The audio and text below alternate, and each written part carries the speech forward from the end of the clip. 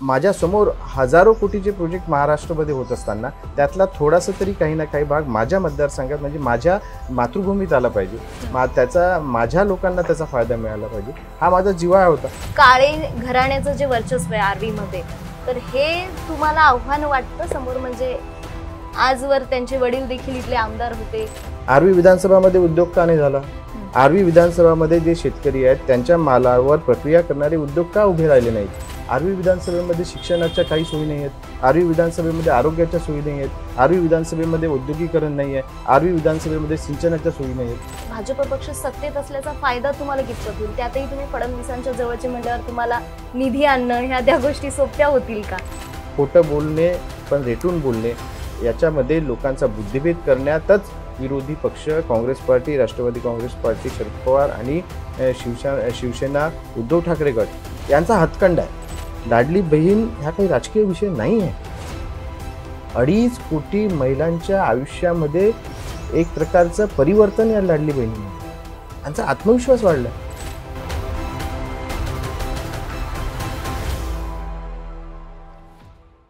राज्याचे उपमुख्यमंत्री देवेंद्र फडणवीसांच्या अत्यंत जवळचे आणि विश्वासू म्हणून ओळख असलेले सुमित वानखेडे सध्या विधानसभेच्या रिंगणात उतरलेले आहेत. आर्वी विधानसभा मतदारसंघातनं सर तुम्हाला उमेदवारी जाहीर झालेली आहे. काय वाटतं हा प्रवास तुमचा? म्हणजे तुम्ही 2011च्या दरम्यान काहीतरी फडणवीसांच्या कॉन्टॅक्ट मध्ये आलात, संपर्कात आलात, तेव्हापासून ते आतापर्यंतचा तुमचा प्रवास काय सांगतो?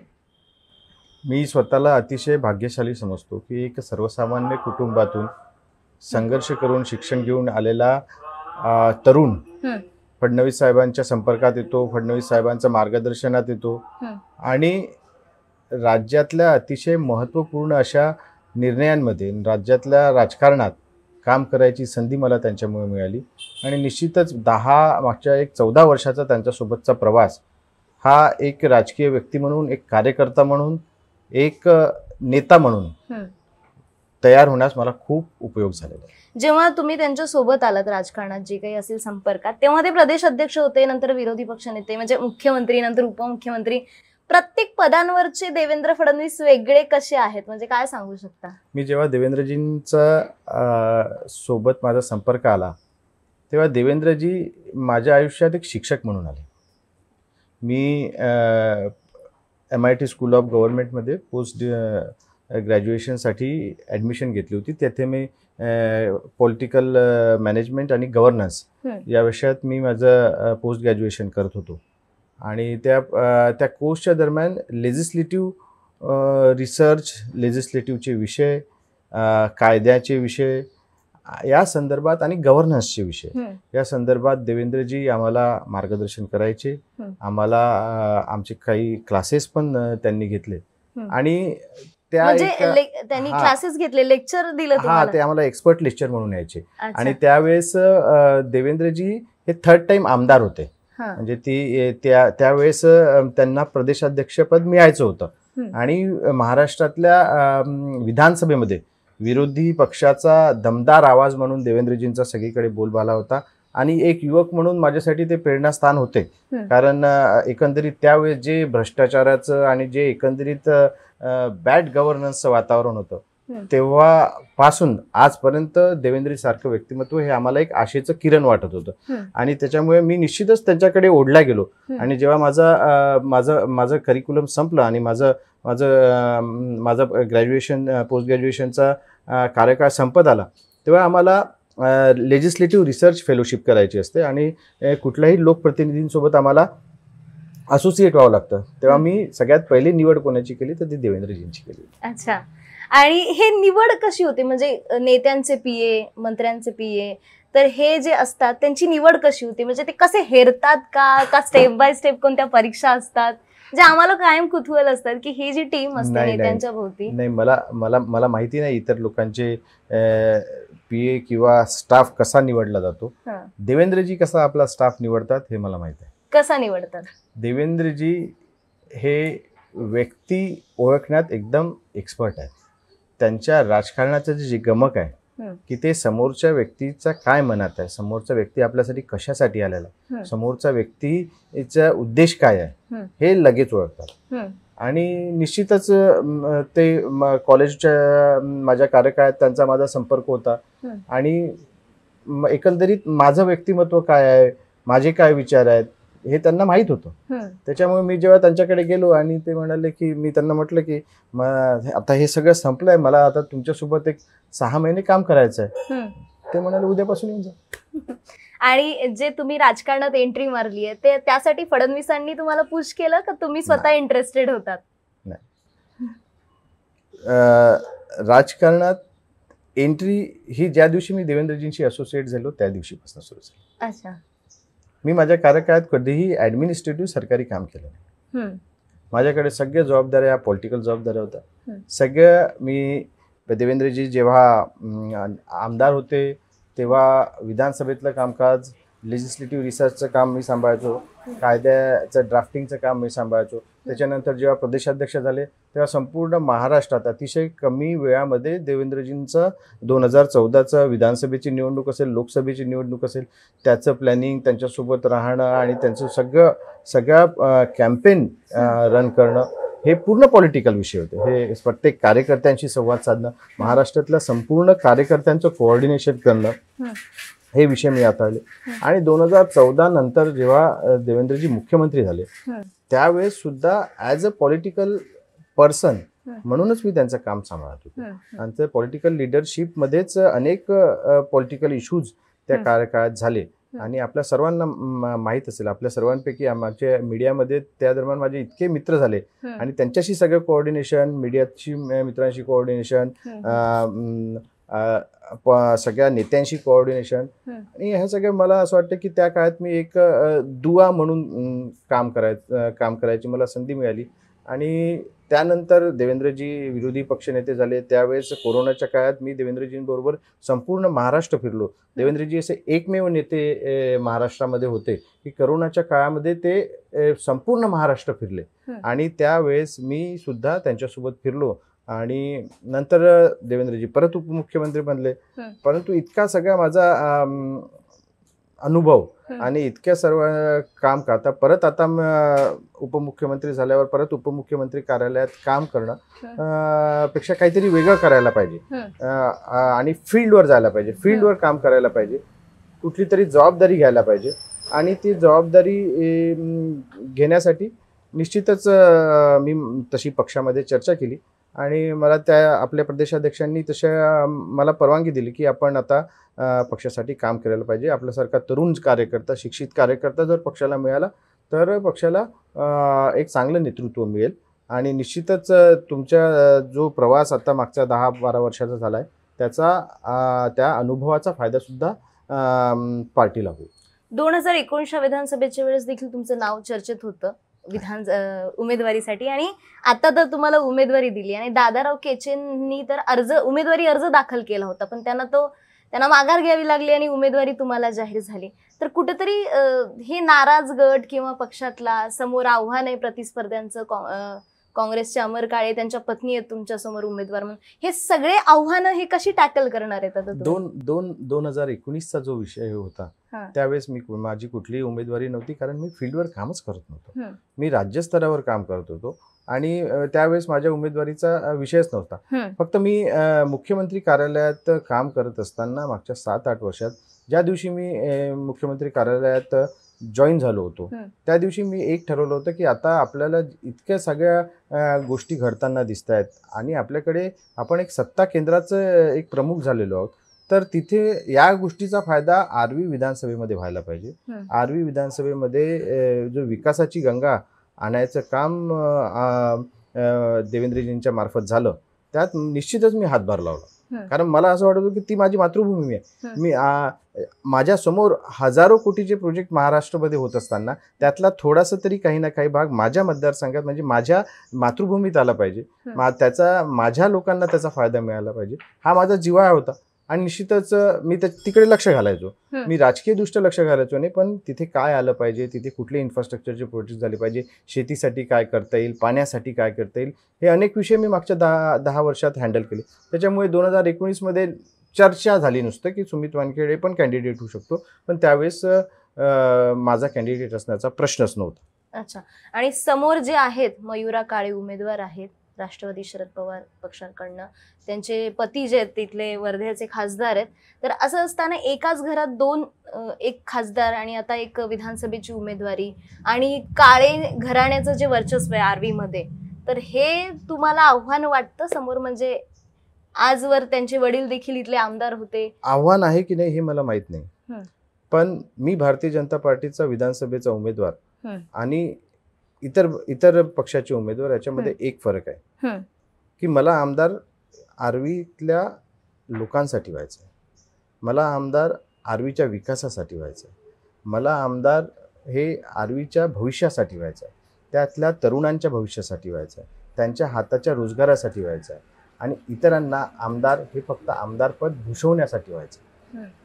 ज्या घराण्याचा आपण उल्लेख केला की 30, 35, 40 वर्ष तिथे आमदारकी होती, ते 30-40 वर्ष काहीच करू शकले नाही त्या विभागासाठी, तिथला विकास करू शकले नाही आणि आता परत आमदार झाल्यावर काय करू शकणार?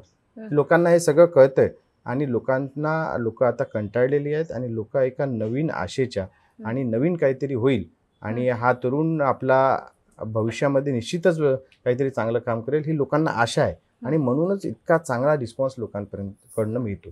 तुम्ही मूळचे आर्वीतलेच आहात, आर्वीकर आहात आणि तुम्ही लहानपणापासून म्हणजे अगदी कमी वयापासून आर्वीतले प्रश्न पाहिले असतील, तिथले विधानसभा क्षेत्रामधले मुद्दे पाहिले असतील.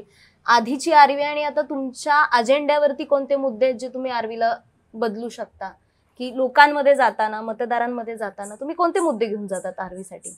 आर्वीसाठी जेव्हा मी मुद्दा घेऊन जातो तेव्हा सगळ्यात महत्त्वाचा मुद्दा आहे बेरोजगारीचा. प्रत्येक गावामध्ये बेरोजगारांची फौज तयार झालेली, शेतीमध्ये पिकत नाहीये, शेतीचे वेगळे प्रॉब्लेम्स आहेत, तिथल्या सिंचनाचे प्रॉब्लेम्स आहेत, शेतीकडे लक्ष द्यायला कोणी तयार नाही आहेत, तरुणांच्या हाताला रोजगार मिळो म्हणून कोणी लक्ष घालायला तयार नाही.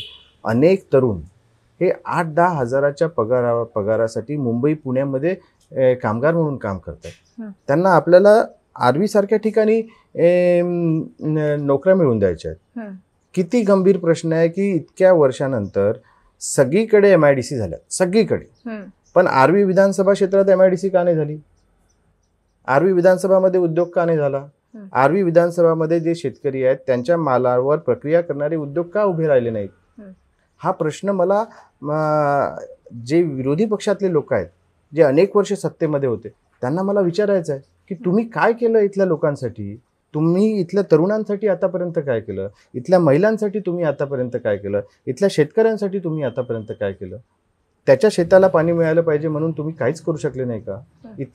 इथे मागच्या 2 वर्षामध्ये आम्ही 5,000 लोकांना पक्के घरकुल बांधून दिले. आतापर्यंत त्या लोकांना कच्च्या घरांमध्ये राहणार होतात, तुमच्या मनात काहीच वाटत नव्हतं का? आतापर्यंतचं तिथलं राजकारण हे निवडणुकीमध्ये निवडणूक लढवायची, आमदार म्हणून जिंकून यायचं, कार्यक्रमाला हजेरी मारायची, सत्कार घ्यायचे, भाषणं ठोकायचे आणि रामराम करायचा, एवढ्या पुरतं मर्यादित राजकारण आर्वी विधानसभेचं होतं. हे राजकारणाचं चित्र मला बदलायचं आहे की आज सगळीकडे विकास होत असताना, सगळीकडे एक नव्या भविष्याकडे सगळेजण वाटचाल चालत असताना आर्वी विधानसभेमध्ये शिक्षणाच्या काही सोयी नाही आहेत, आर्वी विधानसभेमध्ये आरोग्याच्या सोयी नाही आहेत, आर्वी विधानसभेमध्ये औद्योगिकरण नाही आहे, आर्वी विधानसभेमध्ये सिंचनाच्या सोयी नाही आहेत. हे मूलभूत लोकांचे प्रश्न मी या निवडणुकीच्या निमित्ताने उचललेले आहेत आणि मला असं वाटतं की हे प्रमुख प्रश्न, हे चित्र बदलायची धमक माझ्यात आहे आणि हे चित्र मी 5 वर्षात बदलून दाखवणार आहे. यासाठी तुम्हाला तुमचा पक्ष सत्तेत आहे, आता राज्यातही आहे, देशातही. आता महायुती सरकार येईल नाही तो निकालानंतर लक्षातच येईल.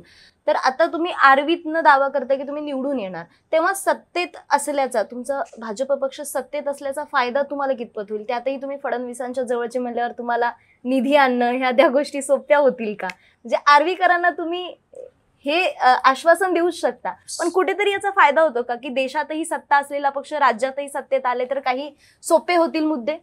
100% होतो. भारतीय जनता पार्टी जेव्हा सत्तेत होते तेव्हा सगळ्या समाजाला सोबत घेऊन जाणाऱ्या योजना होत्या. आता लाडली बहीण योजना, भारतीय जनता पार्टी जर सत्तेत नसती तर लाडली बहीण योजना याच्यातच म्हणजे त्याचं एक्झिक्युशनच झालं नसतं. लाडली बहीण योजना असेल, शेतकऱ्यांना 1 रुपयात पीक विमा असेल, शेतकऱ्यांना मोफत वीज पुरवठा असेल, या योजना कधी काँग्रेसच्या कार्यकाळात झाल्या नाही. ओबीसी समाजासाठी घरकुलची योजना असेल, मोदी आवास योजना असेल, व्हीजेएनटी समाजासाठी ज्यांच्याकडे आतापर्यंत कोणी पाहत नव्हतं त्यांच्यासाठी पक्के घर बांधून देण्याची योजना असेल, या सगळ्या योजना या भारतीय जनता पार्टीच्या सरकारने आणलेल्या आहेत. आणि या योजना जेव्हा सरकार सत्तेमध्ये असतं तेव्हा निश्चितच लोकांपर्यंत पोहोचवण्यात आमदाराचा मोठा वाटा असतो. मी आमदार मागच्या 5-10 वर्षात नव्हतो, तरी पण मी काम करू शकलो ना. आणि मी जोराने काम केलं, कारण मला माहित आहे काम कसं करायला पाहिजे. मला माहित आहे की मंत्रालयात काम कशा पद्धतीने होतं. मला माहित आहे की योजना कशा एक्झिक्यूट केल्या पाहिजे. मला माहित आहे की शासकीय अधिकारी कशा पद्धतीने विचार करतात आणि त्यांच्याकडनं आपण काम कसं करून घेतलं पाहिजे हे मला माहित आहे. आणि तोच माझा आत्मविश्वास आहे. आणि मला आत्मविश्वास आहे की 5 वर्षात मी चित्र बदलून दाखवणार. गव्हर्नन्सचा अनुभव असल्यामुळे तुम्हाला हा कॉन्फिडन्स आहे की आम्ही निधी लवकर आणू शकतो. निधीनी काही होत नाही, निधी आणण्याने काही होत नाही, त्याचा एक्झिक्युशन करता आलं पाहिजे. महाराष्ट्रात अनेक ठिकाणी हजारो कोटी रुपयांचा निधी पडून राहिलेला आहे. अनेक योजना रखडलेल्या आहेत. का रखडलेल्या माहित आहे? तिथला आमदार, तिथला लोकप्रतिनिधी त्यात लक्ष घालत नाही. मी निधी तर आणणारच, पण निधी आणलेल्या ज्या काही विकास कामं आहेत ती 5 वर्षात पूर्ण करून दाखवणार, हा शब्द मी माझ्या मतदारांना देतो. लोकसभा निवडणुकीच्या वेळेस तुम्हाला प्रभारी पद दिलं होतं वर्ध्याचं, तेव्हा वर्ध्याचे पण मुद्दे तुमच्या लक्षात आले असतील, काय आहेत काय नाहीत. मग कुठे भाजप इथे मागे पडली? लोकसभेला जो निकाल हाती आला, एकंदरीत भाजप मागे पडली असं इथे म्हणता येणार नाही. कारण लोकसभेमध्ये विरोधी पक्षाचा उमेदवार आणि भारतीय जनता पार्टीचा उमेदवार यामध्ये खूप काही फरक नाही. आणि मोठ्या प्रमाणात भारतीय जनता पार्टीला मतदान या वर्धा लोकसभेमध्ये झालेलं आहे.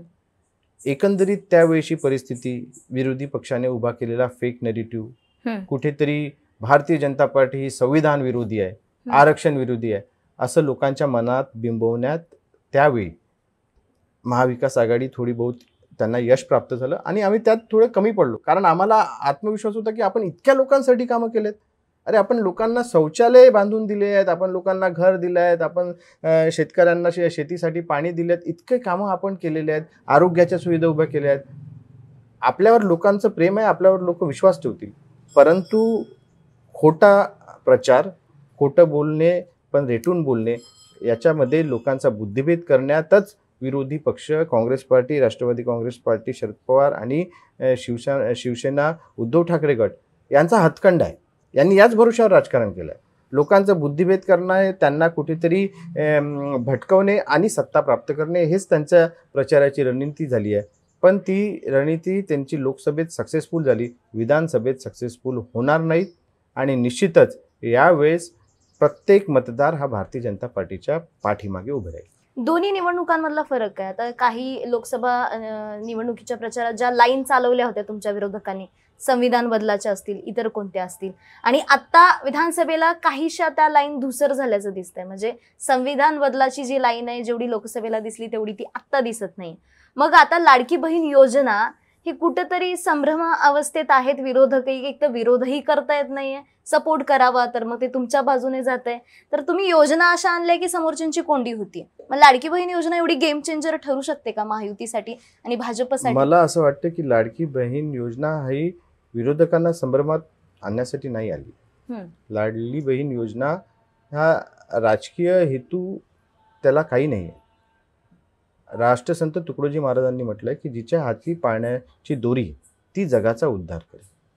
आता जिच्या हाती पाळण्याची दोरी आहे, तिचे हात जर बळकट नसतील ती कसा जगाचा उद्धार करणार आहे? तिचा हात तर कोणी बळकट करायला पाहिजे. अरे अशा बहिणी, अशा महिला ज्यांच्या खात्यामध्ये कोणी 1 रुपया आतापर्यंत टाकला नव्हता, त्यांना काय आर्थिक स्वातंत्र्य असेल? तुम्ही एक पत्रकार आहात, तुम्ही मेहनत करता, त्याचं तुम्ही एक तुमचा एक पगार आहे, त्याचं तो उत्पन्न आहे, ते तुमची स्वतःची मेहनत आहे आणि तुम्ही आर्थिकदृष्ट्या स्वतंत्र आहे. मला तुम्ही फक्त एक गोष्ट सांगा की अचानक तुम्ही असं ठरवलं की आता आपण नोकरी नाही करायची आणि पगार बंद झाला, आणि जेव्हा तुम्हाला रिअलाइज झालं की आपल्या खात्यामध्ये पैसे नाही आणि आपल्याला आपल्या गरजांसाठी आपल्याला जेव्हा आवश्यकता असेल तेव्हा आपल्या नवऱ्याला पैसे मागावं लागतात, आपल्याला वडिलांना पैसे मागावं लागतात, तेव्हा निश्चितच त्या महिलेचा आत्मसन्मान दुखावतो. आणि यांच्याकडे तर वर्षानुवर्ष कोणी लक्षच दिलं नाही. आता एखाद्या महिलेला स्वतःसाठी साडी घ्यायला जर त्याला वाटत असेल तर त्याच्यात काय वाव आहे, पण त्याच्यासाठी ती शिक्षित नाही आहे, ती 4 पैसे कमवू शकत नाही, म्हणून काय तिने नवऱ्याच्या पाया पडायला पाहिजे? आता स्वतःच्या गरजांसाठी महिलेला प्रत्येक गोष्टीचं साठी कोणासाठी तरी पाया पडायची काय गरज आहे? ती आर्थिकदृष्ट्या प्रत्येक महिला स्वतंत्र झाली पाहिजे की नाही? आता हे तर खरं आहे की प्रत्येक महिला नोकरी आपल्यासारखी सुशिक्षित नाही आहे, नोकरी नाही करू शकत, परंतु प्रत्येक महिलाला आर्थिक स्वातंत्र्य मिळालं पाहिजे, तिला तिच्या गरजा पूर्ण करता यायला पाहिजे.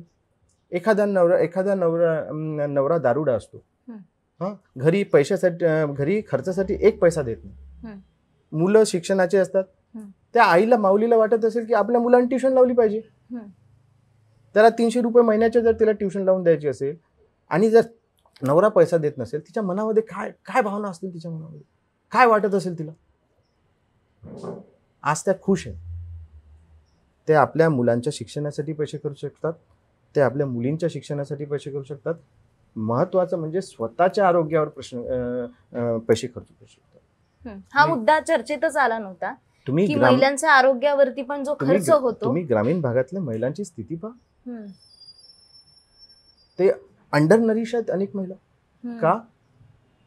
कारण घरी एक असं संस्कृती असते किंवा एक पद्धतीचा असा माहोल असतो की जे काय येतं त्याच्यात पहिले वाटा नवऱ्याचा, मग मुलांचा, आणि सगळ्यात शेवटी त्या घरची महिला. म्हणजे आजही अनेक घरामध्ये सगळ्यात शेवटी जेवायला कोण बसणार? त्या घरातली महिला बसणार. मग त्यातलं जेवढे काही सगळे जेवण झाल्यावर जे काही उरलं आहे ती खाणार. ती दिवसभर ती राबणार, 5 वाजता उठणार आणि सगळ्यात उशिरा रात्री जेवण करणार. आणि तरी तिला पोषक असा आहार मिळणार. तिला वाटलं कधीतरी मी गोड खाल्लं पाहिजे. कसं खाणार ती गोड? तिच्या आयुष्यात काही आनंदच द्यायचा नाही का? ही लाडली बहीण आहे. लाडली बहीण हा काही राजकीय विषय नाही आहे. 2.5 कोटी महिलांच्या आयुष्यामध्ये एक प्रकारचं परिवर्तन या लाडली बहिणीने आणलं. त्यांचा आत्मविश्वास वाढलाय. मी त्यांना म्हणतो की मी अनेक कार्यक्रम लाडली बहिणींचे घेतले. पुष्कळदा कार्यक्रमाला उशीर होतो, 8 वाजून जातात, तरी त्या प्रश्न विचारायच्या थांबत नाही, बोलायच्या थांबत नाही, त्यांच्या भावना व्यक्त करायच्या थांबत नाही. आणि मी त्यांना म्हणतो की अरे ताई, आता उशीर झालाय, 8 वाजलेत, घरी आपली वाट पाहत असेल, घरी तुम्हाला स्वयंपाक करायचा आहे. म्हणते दादा, आता घरची चिंता नाही, घरी कोणी आता हे म्हणणार नाही की तू एवढी उशिरा का आली, आमचं वजन वाढलंय, पैसे आले ना खात्यात, पैसे आले आहे. आणि जी माननीय मुख्यमंत्र्यांनी जी या योजनेला नाव दिलंय, मुख्यमंत्री लाडली बहीण योजना, मला वाटतं हे सगळ्यात महत्वपूर्ण. अनेक महिलांना पैशाची तेवढी आवश्यकता नाही, पण त्यांना सन्मानाची आवश्यकता.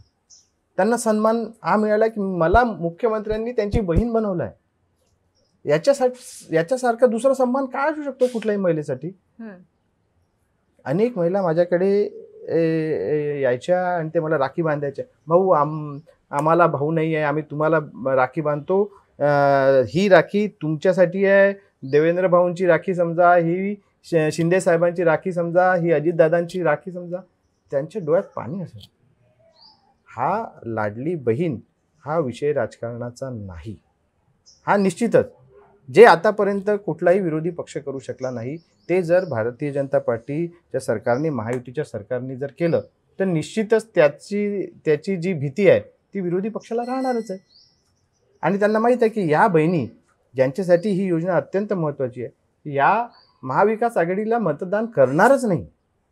कितीही भ्रमित करायचा प्रयत्न केला, पण त्यांनी आता आश्वासनं द्यायला सुरुवात केली, आम्ही 1.5 ते 2,000 देऊ. अरे हे तर बंद करायला निघाले होते, हे तर कोर्टात गेलेत की जज साहेब ही योजना बंद करा. अरे कोर्टात गेलेत, पब्लिक स्टेटमेंट यांच्या नेत्यांनी केले आणि हे सुद्धा म्हटलं, एका काँग्रेसच्या ज्येष्ठ महिला नेत्यांनी पब्लिकली स्टेटमेंट दिलं की लाडकी बहीण योजना म्हणजे महिलांना लाच आहे. सगळ्यांनी ऐकलं. लाच कोणाला देतात आणि जो लाच घेतो तो कोण होतो? त्याला भ्रष्टाचारी म्हणतात का? या बहिणींना तुम्ही भ्रष्टाचारी म्हणता की या सरकारकडनं लाच घेतात आणि वरून म्हणतात की आम्ही अजून 1500चे 2000 करून घेऊ आणि त्यांना म्हणतात की तुमचे मतं द्या. अरे एकाच वेळेस तुम्ही त्या बहिणींना भ्रष्टाचारी म्हणतात, त्यांना पैसे घेणारे म्हणतात, त्यांच्या योजना बंद करायला निघाल्या.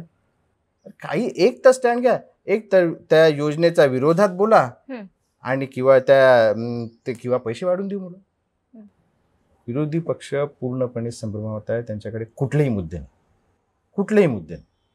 बस काही करून हे इलेक्शन कुठल्या ना कुठल्या कारणाने जातीभेद करून, काही कम्युनल विषय करून, काही करून त्यांना ही निवडणूक जिंकायची. पण ते निवडणूक जिंकायच्या स्थितीत कुठेही नाही, कारण विकास हा त्यांचा मुद्दा नाही, राजकारण हा त्यांचा मुद्दा आहे. आमचा मुद्दा हा सामाजिक परिवर्तनाचा आहे, आमचा मुद्दा हा विकासाचा.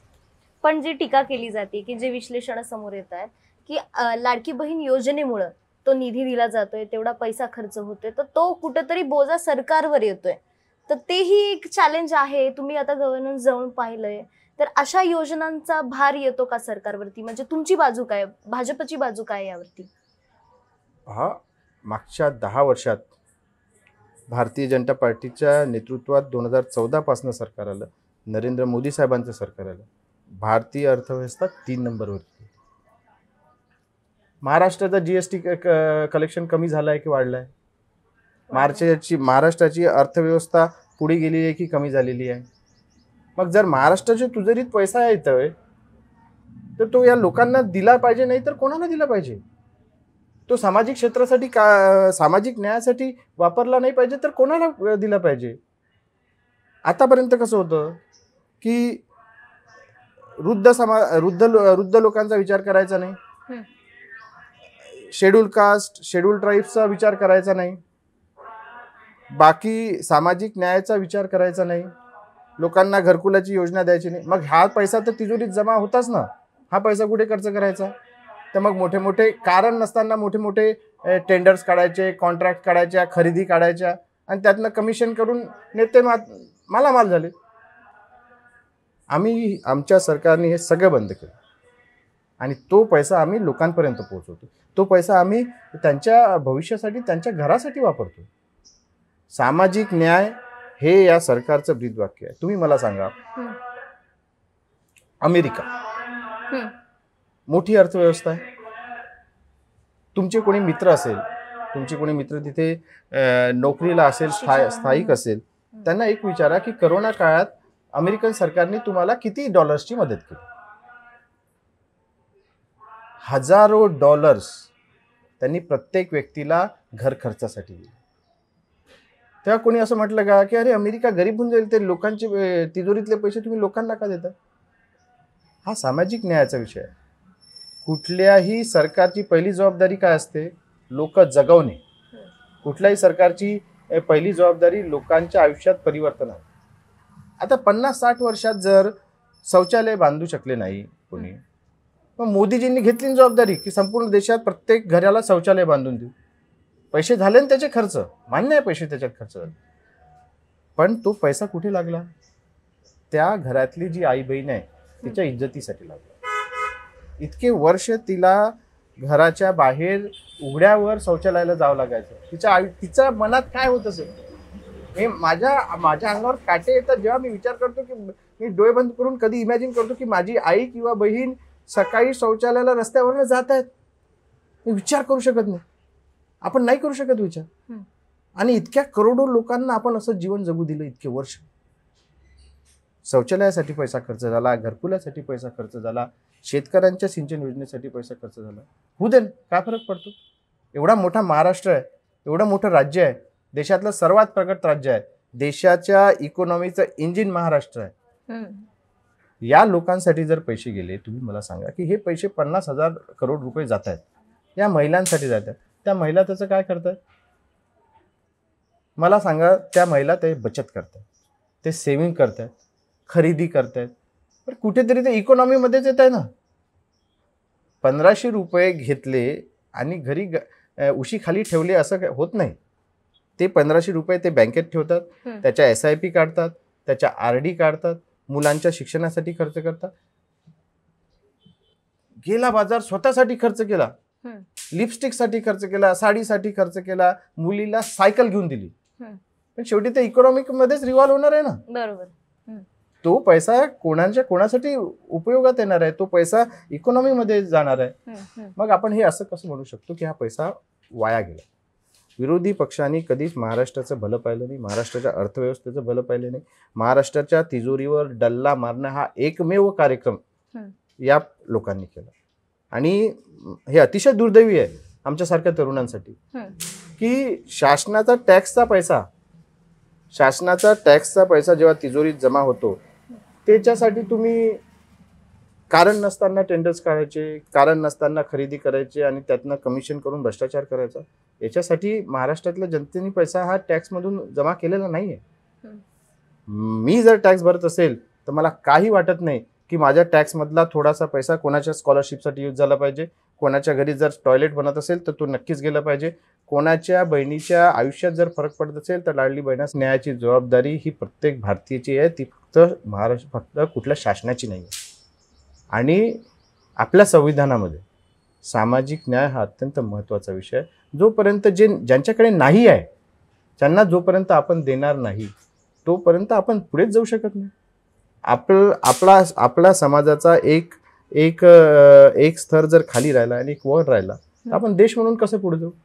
आपल्याला प्रत्येकाला एकमेकांच्या हातात हात घेऊन काम करायचं असेल आणि हातात हात घेऊन काम करायचं असेल तर प्रत्येक जण एका सारख्या लेवलवर यायला पाहिजे. कोणी गरीब या जातीचा आहे म्हणून गरीब राहिला, कोणी या धर्माचा आहे म्हणून गरीब राहिला, अशाने होत नाही. म्हणून या सामाजिक न्यायाच्या योजना असतात. सामाजिक न्यायाची योजना लाडकी बहीण जी योजना आहे त्यात जातीचा भेद झाला नाही, धर्माचा भेद झाला नाही. मुस्लिम असेल, शेड्यूल कास्ट असेल, शेड्यूल ट्राईब्स असेल, OBC असेल, ओपन असेल, त्यात प्रत्येक महिलेला स्थान आहे. सामाजिक न्यायाचा उद्देशच हा. ते कुठेही सरकारकडनं किंवा आमच्या भारतीय जनता पार्टी कडनं त्यात कुठेही असा राजकारणाचा वास नाही.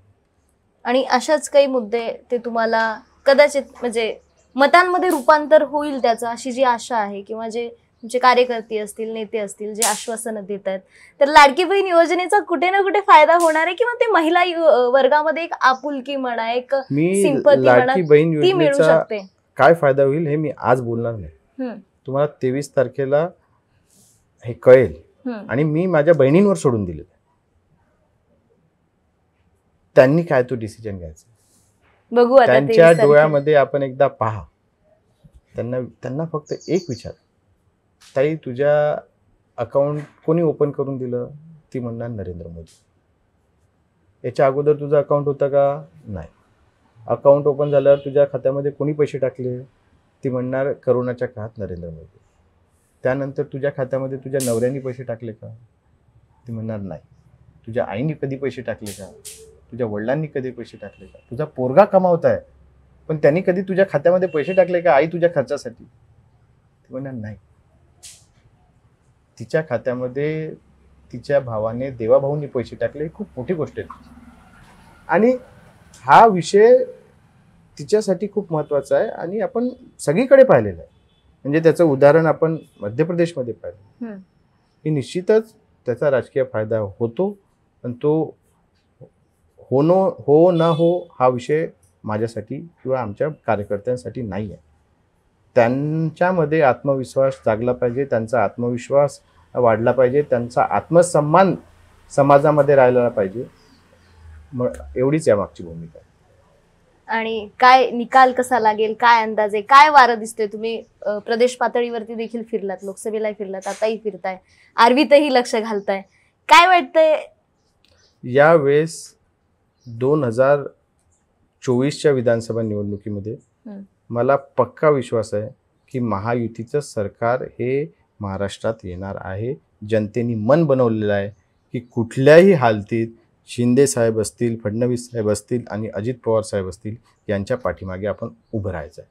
ठीक आहे, लोकसभेमध्ये लोकांनी महाविकास आघाडीला समर्थन दिलं, थोडे बहुत आमच्यापेक्षा मताची टक्केवारी त्यांची जास्त राहिली, फार काही यांच्यात फरक नव्हता. हा, मतांची टक्केवारी कमी होती पण जागा जास्त होत्या. पण 6 महिन्यात यांच्या खासदारांचा रिपोर्ट काढतं पहा. आज आमच्या वर्धा लोकसभेमध्ये खासदार गायब आहे. 5 महिन्यानंतर तर कार्यालय ओपन केलं वर्ध्यासारख्या ठिकाणी. कार्यालय ओपन केलं ते कार्यालयात कधी जात नाही, लोकांना भेटत नाही. मग कुठे असतात मला काय माहित, माझं काम नाहीये ते कुठे असतात शोधायला. मला माझी वरी ही आहे की मी लोकांमध्ये असलो पाहिजे. लोकांना आपण काय चूक लोकसभेत केली हे कळून चुकलंय आणि ती चूक काही विधानसभेत होणं नाही.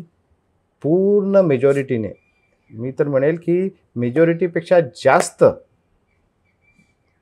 आकड्यांनी महायुतीचं सरकार, महायुतीचे आमदार या विधानसभा निवडणुकीमध्ये निवडून येणार. मुख्यमंत्री कोण असेल मग?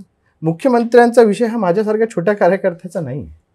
निश्चितच मी काही फॉर्म्युला ठरला असेल, काहीतरी ठरले असेल की कोण चेहरा असेल. अहो मी एक कॅन्डिडेट आहे. मी काही तर राज्यस्तरावरचा नेता थोडी. त्याचे निर्णय राज्यस्तरावर होतात. त्यावरचा फॉर्म्युला जो काय आहे तो आमच्या प्रमुख नेत्यांमध्ये ठरणार असेल. तो मला माहीत असायचं काहीच कारण नाही. निश्चितच. तुम्ही काय सांगेल आर्वीच्या जनतेला, महाराष्ट्राच्या जनतेला? दिवाळी आलेली आहे आणि हेच निमित्ताने योगायोग म्हणजे आमच्या लगावती युट्यूब चॅनलला देखील 1 लाखाचा टप्पा पार केलेला आहे. वा, काय सांगाल प्रेक्षकांना? मी लगावबत्तीच्या सर्व पत्रकारांना आणि सर्व स्टाफला, दिवाळीच्या सर्व संपादकांना, सर्व पत्रकारांना दिवाळीच्या मनपूर्वक शुभेच्छा देतो. ही दिवाळी जरी त्यांच्यासाठी अतिशय वेगळी असली तरी फटाके मात्र ते जोरदार फोडणार आहेत याची मला पूर्ण खात्री आहे. परंतु सर्वांना खूप खूप शुभेच्छा. आणि आर्वी विधानसभेतल्या सर्व मतदारांना मला एकच शब्द द्यायचा आहे की तुम्ही आमदार हा सुमित वानखेडे म्हणून निवडून देणार नाही आहे, तर महाराष्ट्रातला सगळ्यात चांगला आमदार तुम्ही माझ्या रूपाने निवडून देणार आहेत. मी आपल्याला शब्द देतो की महाराष्ट्रातला 1 नंबरचा आमदार हा आर्वी विधानसभेचा पुढच्या भविष्यामध्ये राहील आणि आर्वी विधानसभा ही भविष्यामध्ये महाराष्ट्रातली सर्वात प्रगतशील अशी विधानसभा मी बनवून दाखवणार. धन्यवाद सर, आम्हाला वेळ दिलात. ही मुलाखत तुम्हाला कशी वाटली कमेंट करून नक्की सांगा आणि अशाच मुलाखती पाहण्यासाठी लगावबत्ती यूट्यूब चॅनलला सबस्क्राईब करा.